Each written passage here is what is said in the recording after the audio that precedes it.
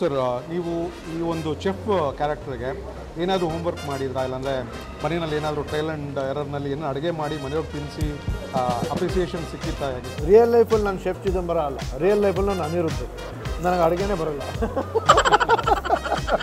Sir, ನೀವು ಥಿಯೇಟ್ರಿಗೆ ಬಂದಮೇಲೆ, ಶೆಫ್ ಚಿದಂಬರ ಸಿನಿಮಾಗೆ ಬಂದಮೇಲೆ ನೀವಿಷ್ಟು ಅಡುಗೆಗಳು, ನೀವು ಎಲ್ಲಿ ಎಷ್ಟು ಹೋಟೆಲ್ಸ್ ಹೋಗಿರ್ತೀರ, ಎಷ್ಟು ಶೆಫ್ಗಳನ್ನ ನೋಡಿರ್ತೀರಾ, ಇಂಥ ವೆರೈಟಿ ಅಡುಗೆಗಳು ನಾನ್ ವೆಜ್ ನೋಡಿರ್ತೀರ. ನೀವು ಶೆಫ್ ಚಿದಂಬರ ಥಿಯೇಟ್ರಿಗೆ ಬಂದರೆ ಅಲ್ಲೊಂದು ಬಿರಿಯಾನಿ ರೆಸಿಪಿ ತೋರಿಸ್ತೀವಿ ಸರ್, ನೀವೆಲ್ಲೂ ನೋಡಿರಲ್ಲ. ಲೈಫ್ ಒಂದು ರುಚಿಯಾದ ಬಿರಿಯಾನಿ ಕರಣ್ಣ. ನಮಸ್ಕಾರ ಎಲ್ಲರಿಗೂ, welcome back to food parlour TV. ನೀವು ಇವ್ರನ್ನ ನೋಡಿರ್ತೀರಾ. ತುಂಬ ಸೀರಿಯಲ್ಸಲ್ಲಿ, ಮೂವೀಸಲ್ಲಿ ತುಂಬ ಜನಪ್ರಿಯತೆ ಹೊಂದಿರೋ ನಟರು. ಹೌದು. ಸೊ ನಮ್ಮ ಶೆಫ್ ಚಿದಂಬರ 14ನೇ ತಾರೀಕು ಫಿಲಿಮ್ ರಿಲೀಸ್ ಆಗ್ತಾ ಇದೆ. ಸೊ ನಮ್ಮ ಚಾನಲ್ಗೆ ಇವರು ಬಂದಿದ್ದಾರೆ. Sir, welcome to our food TV sir. Thank you. So chef Chidambara ಬಗ್ಗೆ ಜಾಸ್ತಿ ಡೀಟೇಲ್ಸ್ ತಿಳ್ಕೊಳ್ಳೋಣ.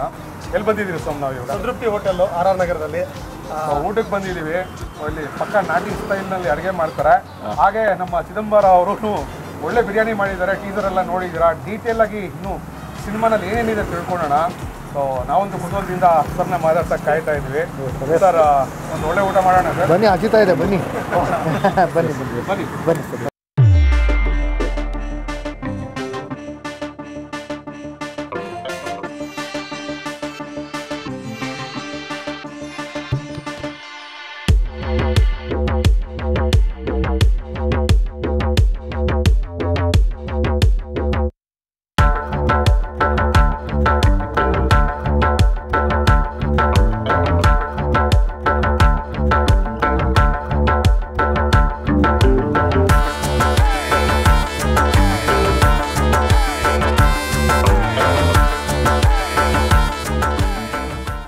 ನಮಸ್ತೆ ಸರ್.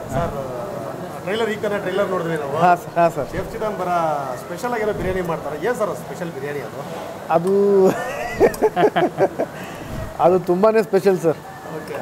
ಅದು ಬಹುಶಃ ಆ ಥರದ ಬಿರಿಯಾನಿ ಪರಿಕಲ್ಪನೆ ಯಾರೂ ಮಾಡಿರಲ್ಲ. ಆ ಥರದ ಬಿರಿಯಾನಿ ಅದು ನೀವು ಟ್ರೇಲರ್ ಏನು ನೋಡಿದಿರೋ, ಅದು ಸಿನಿಮಾ ನೋಡಿದ ಮೇಲೆ ನಿಮಗೆ ಅದು ಸ್ಪಷ್ಟವಾಗಿ ಗೊತ್ತಾಗುತ್ತೆ ಯಾವ ಥರದ ಬಿರಿಯಾನಿ ಅದು ಅಂತ. ಹಾಗಾದರೆ ಸಿನಿಮಾ ಆದಮೇಲೆ ನಮ್ಗೇನಾದ್ರು ಸ್ಪೆಷಲ್ ಮಾಡ್ಕೊಡ್ತೀರಾ ಸರ್? ಅದು ನಮ್ಮ ಸಿನಿಮಾನೇ ಸ್ಪೆಷಲು. ಸರ್, ನೀವು ಥಿಯೇಟ್ರಿಗೆ ಬಂದಮೇಲೆ, ಶೆಫ್ ಚಿದಂಬರ ಸಿನಿಮಾಗೆ ಬಂದಮೇಲೆ ನೀವಿಷ್ಟು ಅಡುಗೆಗಳು, ನೀವು ಎಲ್ಲಿ ಎಷ್ಟು ಹೋಟೆಲ್ಸ್ ಹೋಗಿರ್ತೀರ, ಎಷ್ಟು ಶೆಫ್ಗಳನ್ನ ನೋಡಿರ್ತೀರಾ, ಇಂಥ ವೆರೈಟಿ ಅಡುಗೆಗಳು ನಾನ್ ವೆಜ್ ನೋಡಿರ್ತೀರ. ವೆರೈಟಿ ಬಿರಿಯಾನಿ ತಿಂದಿದ್ದೀವಿ ನಾವು. ನೀವು ಶೆಫ್ ಚಿದಂಬರ ಥಿಯೇಟ್ರಿಗೆ ಬಂದರೆ ಅಲ್ಲೊಂದು ಬಿರಿಯಾನಿ ರೆಸಿಪಿ ತೋರಿಸ್ತೀವಿ ಸರ್, ನೀವೆಲ್ಲೂ ನೋಡಿರಲ್ಲ. ಹೌದಾ? ಆ ಥರದೊಂದು ರೆಸಿಪಿ ನಮ್ಮ ಶೆಫ್ ಚಿದಂಬರ ಅವರು ನಮ್ಮ ಸಿನಿಮಾದಲ್ಲಿ 100% ಎಲ್ಲೂ ತಿಂದಿರಲ್ಲ. ನಮ್ಮ ಶೆಫ್ ಚಿದಂಬರ ಥಿಯೇಟ್ರಿಗೆ ಬಂದಮೇಲೆ ಮಾತ್ರ ನೀವು ನೋಡೋಕ್ಕಾಗಲ್ಲ ಆ ಥರ ಬಿರಿಯಾನಿನ. ಆ ಥರದೊಂದು ಸ್ಪೆಷಲ್ ಬಿರಿಯಾನಿ. ಮರ್ಡರ್ ಮಿಸ್ಟ್ರಿ, ಕೊಲೆಗಳ ಸುತ್ತ ನಡೆಯೋದು. ಸೊ ಯಾವ ಥರದ ಬಿರಿಯಾನಿ ಇರ್ಬೋದು ಯೋಚನೆ ಮಾಡಿ. ಯಾವ ಮಾಂಸ ಹಾಕಿ ಬಿರಿಯಾನಿ ಮಾಡಿರ್ಬೋದು ಯೋಚನೆ ಮಾಡಿ. ಓಕೆ. ಸರ್, ನೀವು ಕಥೆ ಏನು ಕೇಳಿ ಒಪ್ಕೊಂಡಿ ಸರ್? ಸಿಂಗಲ್ ಲೈನಲ್ಲೇ ಒಪ್ಕೊಂಡ್ರಾ? ಇಲ್ಲಾಂದರೆ ಫುಲ್ ನರೇಷನ್ ಕೇಳಿದ್ರಾ? ಫುಲ್ ನರೇಷನ್ ಕೇಳಿದೆ. ಅವ್ರು ತುಂಬ ಚೆನ್ನಾಗಿ ಬರೀತಾರೆ, ತುಂಬ ಚೆನ್ನಾಗಿ ಬರೆದಿದ್ದಾರೆ ಅದರ ಕಥೆ. ಆಮೇಲೆ ನನಗೆ ಈ ಥರದ ಒಂದು ಕಥೆ, ಈ ಥರದ ಒಂದು ಪರಿಕಲ್ಪನೆ ಮೊಟ್ಟ ಮೊದಲನೇದಾಗಿ ನಮ್ಮ ಕನ್ನಡದಲ್ಲಿ ಬಂದಿಲ್ಲ. ಹಾಗಾಗಿ ನಾನು ಇವ್ರಿಗೆ ಹೇಳಿದೆ, ಇದು ನಾವು ಅಂದ್ಕೊಂಡಿರೋ ಹಾಗಾದರೆ ಇದು ಡಬ್ಬಿಂಗ್ ರೈಟ್ಸ್ ಎಲ್ಲ ಇರ್ತಾವಲ್ಲ, ಡಬ್ಬಿಂಗ್ ರೈಟ್ಸ್ ಎಲ್ಲ ಇದು ರೀಮೇಕ್ ರೈಟ್ಸ್ ಹೋಗುತ್ತೆ ಇದು ಅಂತ ಹೇಳಿದೆ ನಾನು. ಯಾಕಂದರೆ ಈ ಥರದ ಒಂದು ಪ್ರಯೋಗ ನಮ್ಮ ಕನ್ನಡದಲ್ಲಿ ಆಗಿಲ್ಲ. ಸರ್, ನಾವು ಟೀಸರ್ ನೋಡಿದ್ಮೇಲೆ ನಾವು ಆಗ್ಬಿಟ್ರೆ ಬಿರಿಯಾನಿ ರೆಡಿನಾ ಅಂದರೆ ನೀವು ರೆಡಿ ಅಂತೀರಾ? ಹೌದು. ಸೊ ನಾವು ಕಾಯ್ತಾ ಇದ್ದೀವಿ 14th ಜೂನ್ಗೆ. Thank you. ಸೊ ಯಾವ ಥರ ಬಿರಿಯಾನಿ ಇರುತ್ತೆ, ಇದೇ ಥರ ಇರುತ್ತೆ, ಇದಕ್ಕಿಂತ ಸ್ಪೆಷಲ್ ಆಗಿರುತ್ತೆ ಅಂತ ಕಾಯ್ತಾ ಇದ್ದೀವಿ. Yes sir. ಸೊ ಏನಾದರೂ ಏನು ಹೇಳ್ತೀರಾ ಸರ್ ನೀವು? ಆ ಬಿರಿಯಾನಿ ರೆಸಿಪಿ ಏನಾದರೂ ಫಿಲಿಮ್ನಲ್ಲಿ ನೋಡ್ತಾ ನಮಗೇನಾದರೂ ಬಿಟ್ಕೊಡ್ತೀರಾ ರೆಸಿಪಿನ? ಆ ರೆಸಿಪಿಯಿಂದ ಈಗ ಬೆಳ್ಳುಳ್ಳಿ ಕಬಾಬ್ ಫೇಮಸ್ ಆಗಿದೆ ಅಲ್ಲ, ಆ ಥರ ಚಿದಂಬರ ಅವ್ರ ಬಿರಿಯಾನಿ ಫೇಮಸ್ ಆಗ್ಬೋದಾ ಅಂತ? ನಮ್ಮ ಬಿರಿಯಾನಿ ಅನ್ನೋದಕ್ಕಿಂತ ನಮ್ಮ ಸಿನಿಮಾ ಫೇಮಸ್ ಆಗುತ್ತೆ. ನಮ್ಮ ಸಿನಿಮಾ ರೆಸಿಪಿ ಏನಿದೆ, ಅಂದರೆ ಅದರ ಕಥೆ ಏನಿದೆ, ಚಿತ್ರಕಥೆ ಏನಿದೆ, ಅದು ಪ್ರತಿಯೊಬ್ಬರದ್ದು ಅಭಿನಯ ಆಗಿರಬಹುದು ಅಥವಾ ಇವರ ನಿರ್ದೇಶನ, ನಿರ್ಮಾಣ, ಒಂದು ಸಂಪೂರ್ಣ ಸಿನಿಮಾ ಅದರ ರೆಸಿಪಿ ಏನಿದೆಯಲ್ಲ ಅದು ಫೇಮಸ್ ಆಗುತ್ತೆ.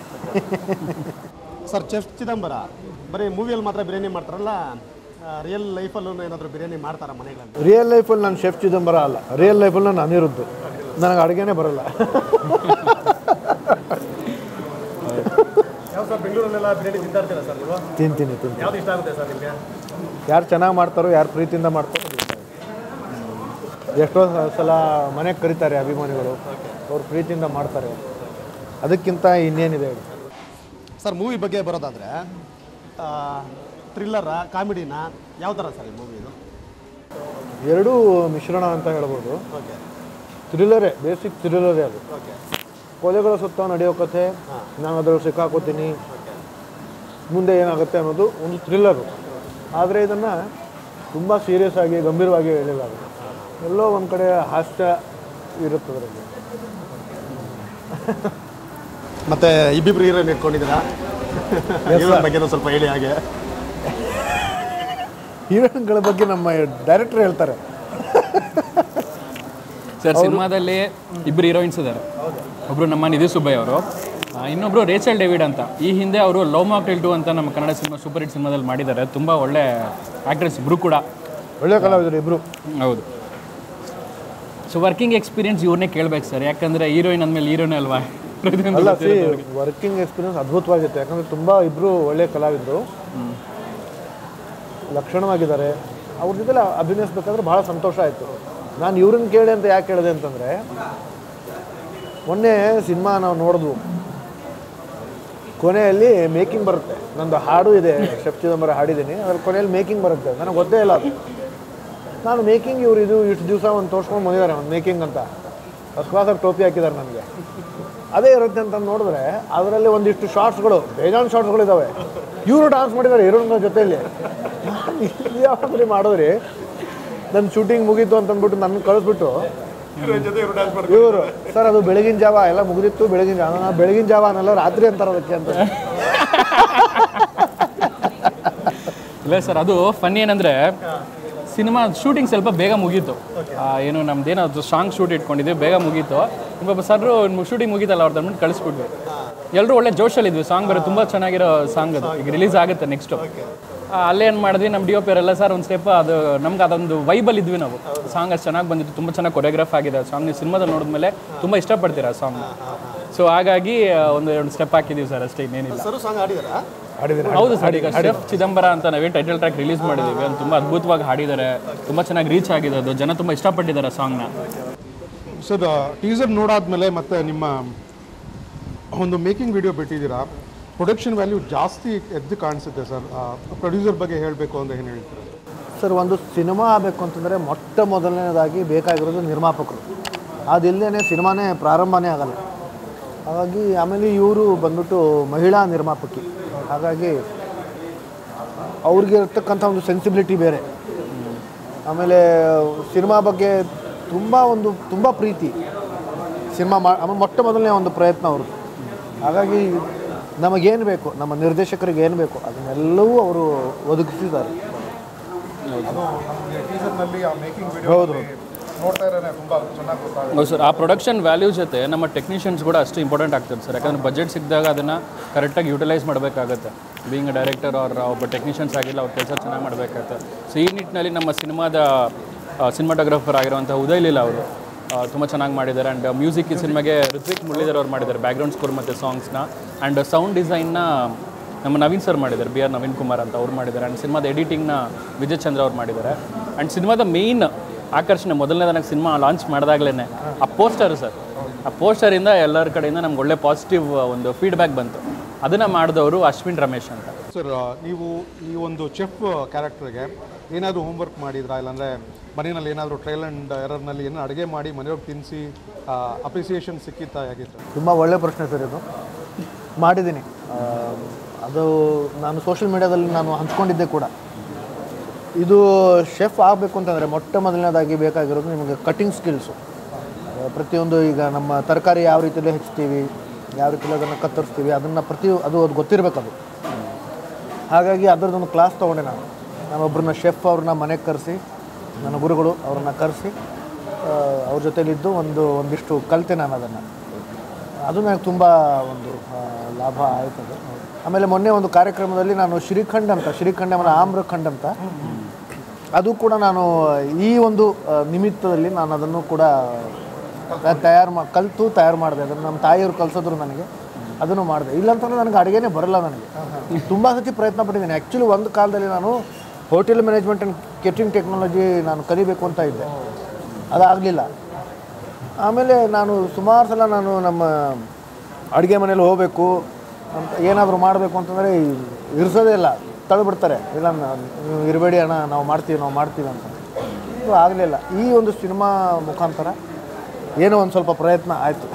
ಪ್ರಯತ್ನ ಅಲ್ಲ ಸರ್, ಆ ಪಾತ್ರಕ್ಕೆ ತುಂಬಾ ಡೆಡಿಕೇಶನ್. ಈಗ ನಾವು ಹೋಗ್ಬಿಟ್ಟು ನಾನು ಹೇಳಿಲ್ಲ ಅವ್ರಿಗೆ, ಸೊ ನೀವು ಶೆಫ್ ಪಾತ್ರ ಮಾಡ್ತಾಯಿದ್ದೀರಾ, ಕಟಿಂಗ್ಸ್ ಕಲಿಬೇಕು ಅಂತ. ಸೊ ಅವ್ರಿಗೆ ಸಿನಿಮಾ ಮೇಲೆ ಇರೋಂಥ ಇಂಟ್ರೆಸ್ಟು, ಆಮೇಲೆ ಅವರೊಂದು ಪ್ರೊಫೆಷ್ನಲಿಸಮ್ ಅದು. ಸೊ ಈಗ ನಾನು ಶೆಫ್ ಪಾತ್ರ ಮಾಡಿದಾಗ ಬರೀ ಸೀನಲ್ಲಿ ಮಾತ್ರ ಅಲ್ಲ, ಅದ್ರದ್ದೇನು ಪರ್ಫೆಕ್ಷನ್ ಬರಬೇಕು ಅಂತ. ಸೊ ಅವರೇ ಮನೆಯಲ್ಲಿ ಅದನ್ನು ನೀಟಾಗಿ ಕಟಿಂಗ್ಸು ಸ್ಕಿಲ್ಸ್ ಎಲ್ಲ ಮಾಡಿ ತುಂಬ ಅದ್ಭುತವಾಗಿ ಪೋರ್ಟ್ರೇ ಮಾಡಿದೆ ಸರ್ ಕ್ಯಾರೆಕ್ಟರ್ ನಮ್ಮ ಸಿನಿಮಾದಲ್ಲಿ. ನಮಗಂತೂ ತುಂಬ ಕುತೂಹಲ ಇದೆ. 14th ಜೂನು ಎಲ್ಲರೂ ಥಿಯೇಟ್ರ್ನಲ್ಲಿ ಸಿಗೋಣ. ಸರ್, ಇನ್ನೊಂದು ಪ್ರಶ್ನೆ ಸರ್, ಅನಿರುದ್ಧ್ ಸರ್ಗೆ. ಆಲ್ಮೋಸ್ಟ್ ಒಂದು 4-5 ಇಯರ್ಸ್ ಆದಮೇಲೆ ನಿಮ್ಮ ಸಿನಿಮಾ ಬರ್ತಾಯಿದೆ. ಈ ಸ್ಕ್ರಿಪ್ಟ್ ಮೇಲೆ, ಈ ಸಿನಿಮಾ ಮೇಲೆ ಎಷ್ಟು ಎಕ್ಸ್ಪೆಕ್ಟೇಷನ್ ಇದೆ ಸರ್? ಅಪೇಕ್ಷೆ ಇದೆ ಸರ್.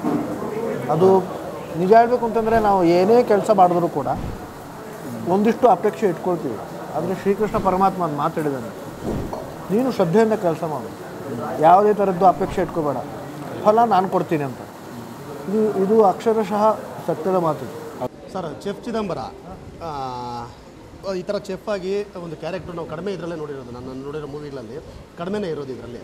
ಬಟ್ ಒಂದು ಹೀರೋ ಅನ್ನೋರು ನೀವು ಚೆಫ್ ಕ್ಯಾರೆಕ್ಟರ್ ಹೇಗೆ ಸರ್ ಒಪ್ಕೊಳ್ತೀರಾ ಚೆಫ್? ಸೊ ಪ್ರತಿಯೊಬ್ಬ ನಾಯಕ ನಟನಿಗೆ ಆತನ ಪಾತ್ರ ಏನಿದೆಯೋ ಆತನಿಗೇನೋ ಒಂದು ಬ್ಯಾಕ್ಗ್ರೌಂಡ್ ಇದ್ದೇ ಇರುತ್ತೆ. ಎಷ್ಟೋ ಸಲ ಆಗುತ್ತೆ ಅಂತಂದರೆ ಈ ನಡುವೆ ಬರ್ತಾ ಇರೋ ಸಿನಿಮಾಗಳಲ್ಲಿ, ಸುಮಾರು ಒಂದು ದಶಕದಿಂದನೇ ಬರ್ತಾ ಇರೋ ಸಿನಿಮಾಗಳಲ್ಲಿ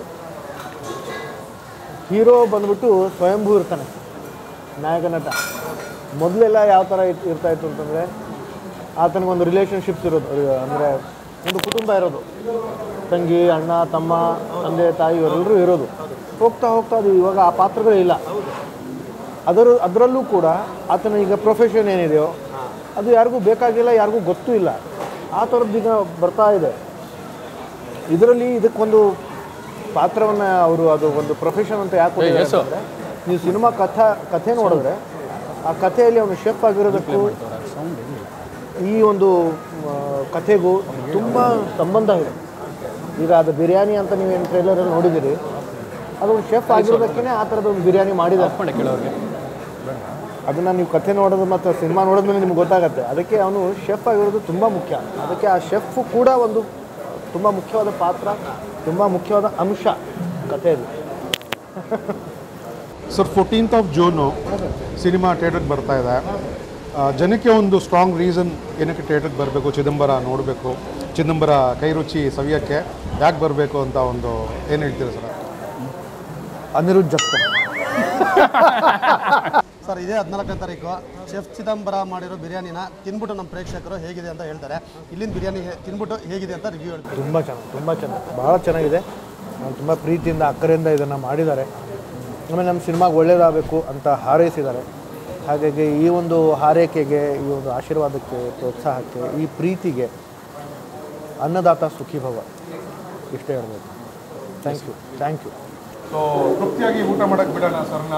ಈಗ ಇಷ್ಟೊತ್ತು ನಮ್ಮ ಕ್ವಶನ್ಗೆ ಎಲ್ಲ ಆನ್ಸರ್ ಮಾಡಿದ್ದಾರೆ ಡೈರೆಕ್ಟರ್ ಸರ್, ಸರ್. ಇನ್ನೊಂದ್ಸರಿ ಹೇಳ್ತಾ ಇದ್ದೀವಿ, 14ನೇ ತಾರೀಕು ಜೂನ್ ಸಿನಿಮಾ ಥಿಯೇಟ್ರಿಗೆ ಹೋಗಿ ಶೆಫ್ ಚಿದಂಬರ ನೋಡಿ ಅವ್ರು ಮಾಡೋ ಬಿರಿಯಾನಿ ಹೇಗಿತ್ತು ಅಂತ ನಮಗೆ ವಾಪಸ್ ಬಂದು ನಮ್ಮ ಚಾನಲ್ ಕಮೆಂಟ್ ಬಾಕ್ಸ್ನಲ್ಲಿ ತಿಳಿಸಿ. ಸಿಗ್ತೀವಿ. Thank you.